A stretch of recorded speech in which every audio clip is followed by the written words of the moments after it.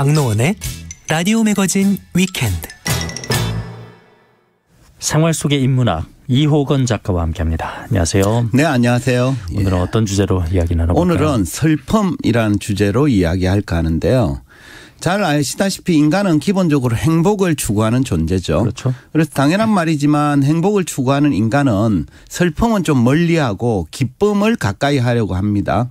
하지만 현실에서 보면 기쁨이 찾아오는 경우는 좀 적고 생각지도 못한 불행이 찾아와서 우리를 슬픔에 빠지게 할 때가 많잖아요. 그죠? 가령 불치병에 걸려서 가족이나 친구가 곁을 떠나는 경우도 있고요. 천재지변이나 갑작스러운 사고로 인해서 사랑하는 사람을 잃기도 합니다. 근데 이러한 불행이 찾아오면 누구나 슬픔이라는 감정에 휩싸이게 되는 거죠. 왜 이 인생이란 불행과 슬픔이 더 많을까요? 그죠? 그건 우리 인간이라는 존재가 실체가 아니라 양태이기 때문인데요. 철학자 스피노자는 실체와 양태 사이에는 존재론적 위상의 차이가 있다라고 말하는데요. 여기서 실체란 자기 이외의 다른 어떤 것에도 의존하지 않는 존재. 즉 이걸 이제 철학에서는 자기 원인으로서의 속성을 가졌다라고 얘기합니다. 그래서 스피노자는 이런 실체에 해당하는 존재는 오로지 신뿐이라면서 이렇게 주장합니다. 신 이외에 어떠한 실체도 존재할 수 없으며 또한 파악될 수도 없다.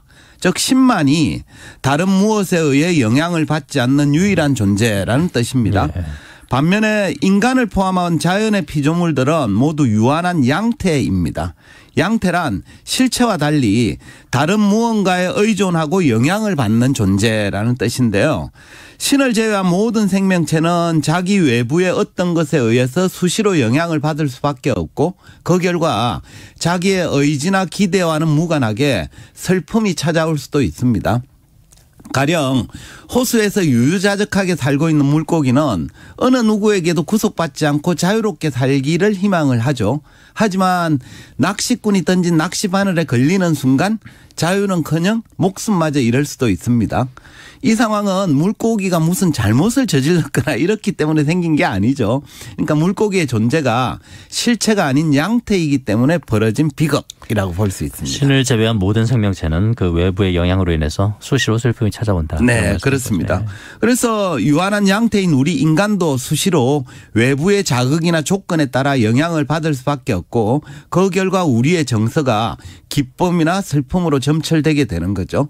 이는 인간으로서 태어난 이상 누구도 피할 수 없는 존재론적 한계라고 볼 수 있습니다. 네. 따라서 우리는 이제 슬픔이 찾아왔을 때 어떻게 대처하는가가 중요한데요. 인간이 겪게 되는 슬픔이 여러 가지가 있는데 그중에 가장 심각한 건 아마도 사랑하는 사람을 갑자기 잃는 경우에 발생할 겁니다. 예. 그렇게 되면 극심한 슬픔이 찾아오게 되는데요. 이때 느끼는 정서가 바로 애도라는 감정입니다.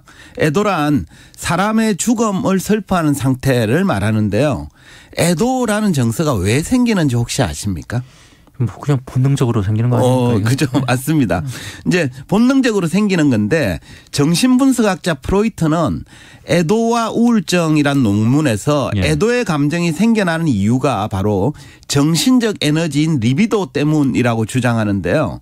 무슨 말인가 하면 우리는 생각해 보세요. 누군가를 사랑하기 위해서는 그 대상에게 정신적 에너지를 쏟아야 됩니다. 예. 가령 부모는 사랑하는 자녀를 위해 정신적 에너지를 좀 과도하게 쏟고 있죠. 그죠? 또 마찬가지로 반려견 키우는 사람도 강아지를 위해서 정신적 에너지를 더 많이 쏟습니다. 예. 만약 어떤 대상에게 정신적 에너지를 전혀 투여하지 않는다면 이건 사랑하지 않는다라고 봐도 무방하죠. 그렇죠. 예. 그죠? 이처럼 우리는 사랑하는 대상에게 이 정신적 에너지인 리비도를 투여하게 되는데 그 상태에서 갑자기 그 대상이 사라져 버리면 그동안 자기가 투여했던 리비도가 한순간에 허사가 되고 말죠. 그 결과 허탈함과 함께 슬픔의 감정이 찾아오게 되는 거죠. 이렇듯 애도란 그동안 정신적 에너지를 쏟았던 대상, 즉 사랑하는 대상을 잃었을 때 동반되는 슬픔이라고 볼 수 있습니다. 따라서 애도는 아무나 가질 수 있는 감정은 아닌 것 같아요. 그 대상에게 리비도를 쏟았던 사람, 즉 사랑했던 사람만이 가질 수 있는 정서에 가깝다고 볼 수 있습니다. 사랑하는 대상을 잃은 분들에게는 주변 분들이 어떻게 위로를 해줘야 좀 그렇죠. 이 부분이 참 애매한 것 같은데요. 사랑하는 사람을 잃어서 극심한 슬픔에 빠진 사람에게는 어떤 위로를 해줘도 별다른 도움이 되지 않는 경우가 많습니다. 오히려 곁에서 가만히 지켜봐 주는 게 더 나을 수도 있거든요. 그러니까 시간이 약인 경우가 대부분입니다. 그러니까 충분히 슬퍼하고 나면 아픔이 조금씩 가라앉고 다시 원상태로 돌아오는 경우가 많습니다. 프로이트도 애도의 감정을 치유하는 건 쉽지는 않은데 그렇다고 해서 치료를 요하는 질병도 아니다라면서 이렇게 얘기합니다. 한번 들어보십시오. 리비도를 거둬들이는 일은 거센 저항을 동반할 정도로 엄청나게 고통스러운 일이다. 하지만 애도는 아무리 고통스럽더라도 저절로 끝난다. 그러니까 사랑하는 사람이 갑자기 곁을 떠나면 그동안 쏟았던 리비도를 해소하지 못해서 엄청난 고통이 뒤따릅니다. 하지만 달리 방법은 없습니다. 스스로 극복할 수 있을 때까지 곁에서 조용히 지켜봐 주는 게 최선이고 그렇게 하면 대부분은 저절로 끝나는 경우가 많습니다. 맞습니다. 사실 뭐 아픔이란 것은 시간이 어느 정도 지나야지 아픔이 아무런 거죠. 네.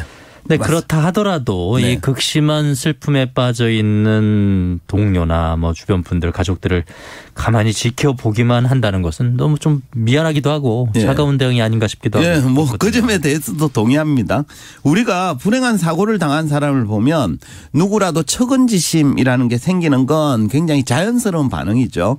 측은지심이란 맹자가 말한 4단 중에 첫 번째로 다른 사람의 불행을 가엾게 여기고 불쌍하게 여기는 마음을 뜻하는데요. 맹자는 이게 없으면 인간이 아니다라고 주장한 바 있습니다. 근데 이제 우리는 이런 측은지심을 발휘하는 것도 좀 구분해서 생각해 볼 필요가 있겠는데요. 우리가 타인의 불행을 보고 측은하게 여길 때 갖게 되는 감정으로 대표적인 게 연민의 마음이 있고 공감의 마음이 있습니다. 연민이란 타인을 불쌍하고 가련하게 여기는 마음을 말하고요. 공감은 타인의 불행에 대해 자신도 그렇다고 느끼는 상태를 말합니다. 그럼 연민과 공감 중에는 어느 쪽이 더 나은 반응일까요? 연민이란 타인을 불쌍하고 가련하게 여기는 마음. 네. 공감은 타인의 불행에 대해 자신도 그렇다고 느끼는 상태. 네, 감정을 같이 하는 상태죠. 예. 모르겠네요. 공감인데요. 공감은 불행을 당한 사람과 같은 입장에서 슬픔을 함께 공유하는 상태라면 연민은 그 사람의 반대편에 서서 상대방의 불행을 좀 나쁘게 얘기하면 감상하는 태도에 가깝습니다. 그러니까 같은 쪽에서 바라보는가 반대편에서 바라보는가의 차이가 있는데요. 이건 상대방에 대한 사랑의 정도와도 밀접한 관련이 있습니다. 어린 왕자의 작가인 생텍쥐페리가 이런 얘기를 해 사랑을 이렇게 정의 내렸습니다. 사랑이란 서로 마주 보는 것이 아니라 둘이서 함께 같은 방향을 내다보는 것이다. 그러니까 반대편에서 안타까워하는 연민보다는 같은 편에 서서 슬픔을 함께 나누는 공감이 사랑의 태도에 가깝다고 볼 수 있죠. 우리는 이 타인의 불행이나 고통을 보고 연민의 감정을 갖는 태도를 인간적이다라거나 도덕적 행위라고 해석하는 경우가 많은데요. 이거와는 전혀 다른 관점도 존재를 합니다. 예컨대 비평가이자 작가인 수전 손택은 타인의 고통에서 전쟁을 비판한 여류 작가 버지니아 울프의 말을 인용하면서 다른 나라에서 벌어지고 있는 비열한 전쟁에 명목상 관심을 보이는 척하는 사람, 즉 연민의 감정만 내보이는 상태를 공감의 실패라고 비판했습니다. 그녀는 또 전쟁의 참상을 담은 사진을 보고도 고통스러워하지 않거나 몸서리치지 않거나 이런 참사와 대량 학살을 가져온 전쟁을 없애려고 애쓰지 않는 것이야말로 도덕적 괴물의 반응이다라고 단언을 했어요. 다른 사람의 불행이나 슬픔을 보면서 단순히 연민만 보이는 것은 그다지 도덕적인 반응은 아니라는 뜻이네요. 네, 맞습니다. 그러니까 손택은 연민을 부정적으로 바라봤는데요. 왜 그런가에 대한 이유에 대해서 이렇게 주장합니다. 연민은 변하기 쉬운 감정이다. 행동으로 이어지지 않는다면 이런 감정은 곧 시들해지는 법이다. 만약 우리가 할 수 있는 일은 아무것도 없다고 느낀다면 그리고 그들이 할 수 있는 일도 전혀 없다고 느낀다면 사람들은 금방 지루해하고 냉소적이 되며 무감각해지는 것이다. 그러니까 연민의 감정을 내보이는 것은 겉으로 보기에는 고통의 당사자를 걱정하는 것처럼 보이지만 실상은 강 건너 불구경하듯 지켜보는 것에 불과하다라는 진단인데요. 심지어 그녀는 연민의 태도가 뻔뻔한 반응이라면서 이렇게 말하기도 했습니다. 우리가 보여주는 연민은 우리의 무능력함뿐만 아니라 우리의 무고함도 증명해주는 셈이다. 따라서 우리의 선한 의도에도 불구하고 연민은 어느 정도 뻔뻔한, 그렇지 않다면 부적절한 반응일지도 모른다.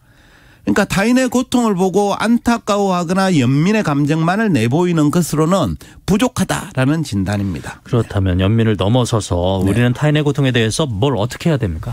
선택은 이제 연민에만 그치지 말고 무언가 우리가 할 수 있는 일을 찾아야 된다라고 강조하면서 이렇게 덧붙였는데요. 한번 들어보십시오. 특권을 누리는 우리의 고통을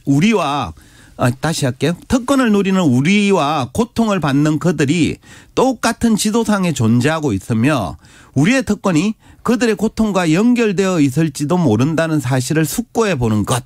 그래서 전쟁과 악랄한 정치에 둘러싸인 채 타인에게 연민만을 베풀기를 그만두는 것.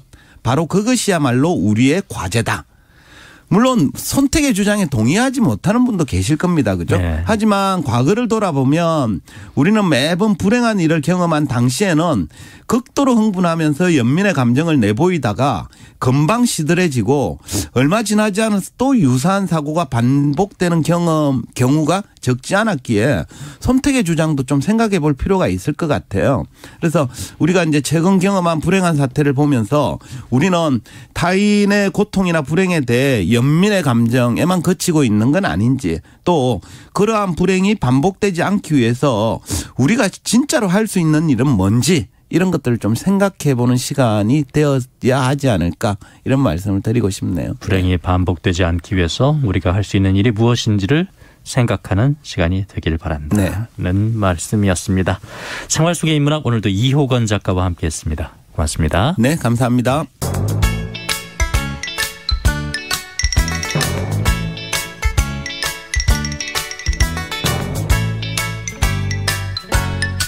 박노원의 라디오 매거진 위켄드.